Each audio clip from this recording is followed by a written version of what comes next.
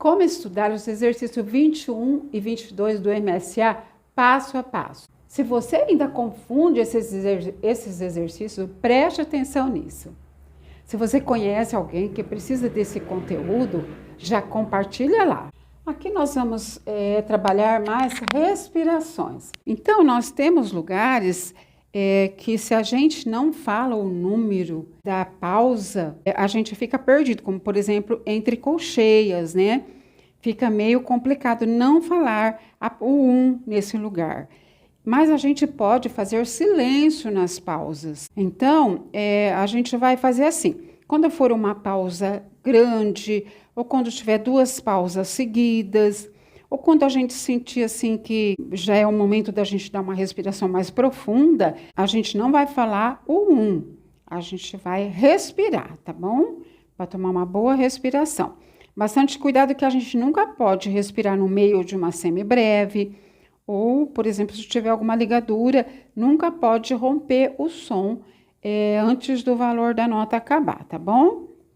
Então, vamos lá, a 21, a gente vai bater com 70 semínimas, creio que é um tanto assim que dá para você pegar bem, tá bom? A lição 21 do MSA. É um quaternário, tá? Então, a gente sempre respira profundo no início da lição. Do, ré, sol, do.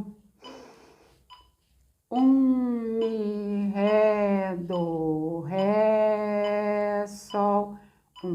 Do, mi, sol. Do, ré, mi, ré, do, lá. Sol, si, lá. Sol, ré, do, si, do, ré, mi, fá, fá, mi, ré. Do, mi, fá, sol. Lá, si.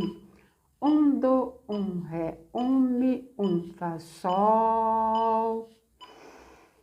2, mi, do. Sol. Fá. Mi. Ré, do. A lição 22, a gente vai usar o mesmo sistema, tá? O compasso mais difícil é aquele ali na segunda pauta, o penúltimo, né? Lá, fá, si, sol, que a gente tem essas 2 cocheias para falar com um intervalo mais longo. Sol, fá, lá, fá, si, sol. Sol, fá, lá, fá, si, sol. Então, vamos do início, 22.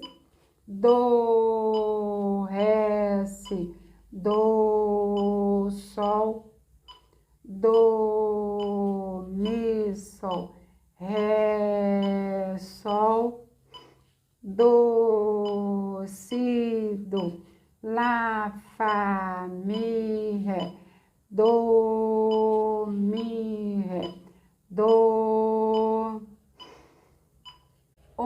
si, do, lá, ré, sol, sol, si, lá, ré, sol, fá, lá, fá, si, sol, do, ré, si, do, sol, do, ré, mi, sol, fá, mi, ré, do, lá, sol, do, si, do, ré, mi, do.